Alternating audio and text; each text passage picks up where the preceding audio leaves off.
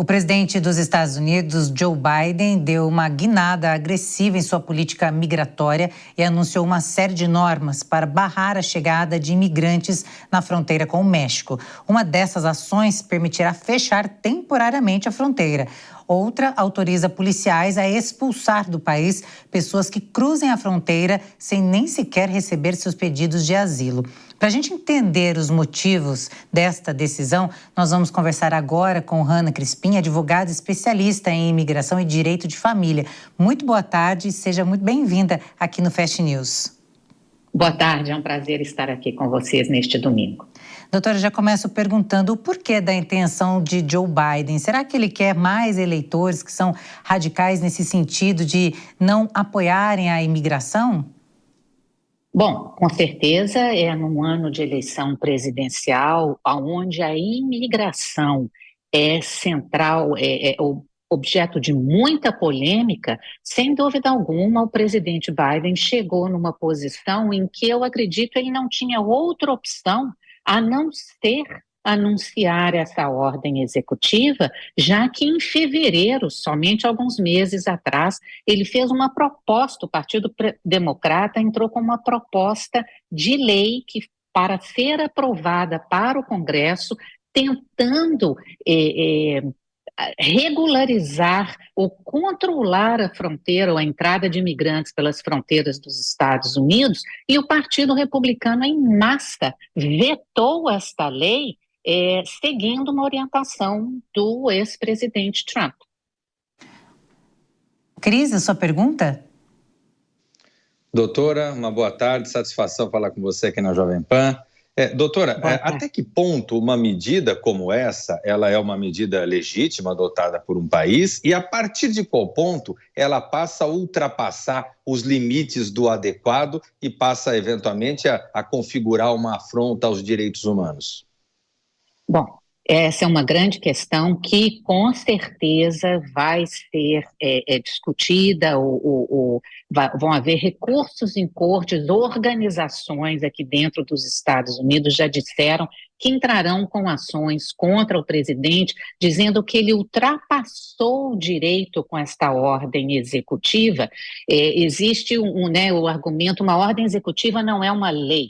O presidente diz que ele está protegido por vários artigos, por exemplo, o artigo 2 da Constituição Americana, que dá direito ao presidente de emitir ordens ou assinar declarações ou ordens executivas em situações extremas. E o presidente Biden está argumentando de que o controle da fronteira é uma questão, são várias questões envolvidas, principalmente o de segurança nacional, com milhares de pessoas entrando todos os dias, é praticamente impossível você ter pessoal suficiente ou policiais oficiais controlando a fronteira e sabendo exatamente quem é que está entrando no país. Né? A gente tem que balançar a parte humanitária, mas com a parte também de segurança dos Estados Unidos, assim como a capacidade do país em receber tantos refugiados ou tantas pessoas precisando de ajuda. Doutora, o governo Biden argumenta que esse pacote de medidas é para facilitar, digamos assim, a imigração legal e promover medidas mais seguras para essas pessoas que permanecem no país. Mas a gente sabe que também por trás disso existem outras expectativas dele. Com certeza. É difícil nós falarmos sobre incentivar a imigração legal quando é, sem dúvida alguma, necessário uma reforma imigratória. A última vez que houveram mudanças nas leis de imigração foram em 1996. Não existe dúvida de que o país precisa de imigrantes, precisa de pessoas para virem trabalhar, tanto em todas as áreas, em todas as capacidades, mas infelizmente o que nós temos visto ano após ano é o jogo político continuar ganhando.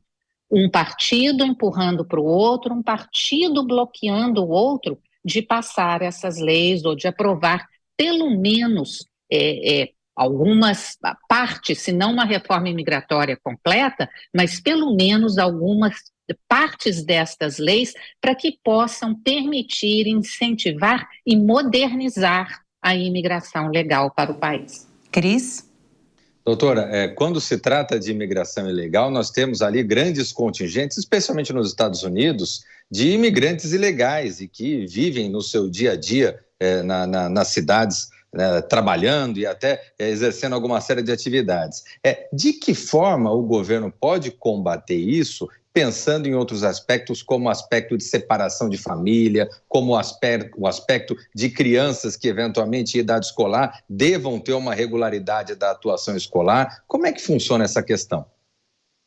Bom, como funciona é como já vem funcionando há muitos anos, no qual se estima que mais ou menos 13 milhões de pessoas, e olha que isso é uma estimativa por baixo, hoje em dia vivem nos Estados Unidos indocumentados. Agora, nós temos, por exemplo, quando você mencionou sobre escolas, as escolas, na grande maioria dos estados, elas são obrigadas, elas recebem os estudantes independente da situação imigratória. Então, em grande parte do país, não é necessário, eu não posso responder pelos 50 estados americanos, mas posso dizer que, por exemplo, aqui em Massachusetts, de onde eu falo, não é necessário apresentar documento ou poder comprovar a situação imigratória de uma criança para que ela seja inscrita numa escola. Muito bem, nós conversamos com Hanna Crispim, advogada especialista em imigração e direito da família. Muito obrigada pela sua participação aqui no Fast News. Eu que agradeço, um ótimo domingo a todos.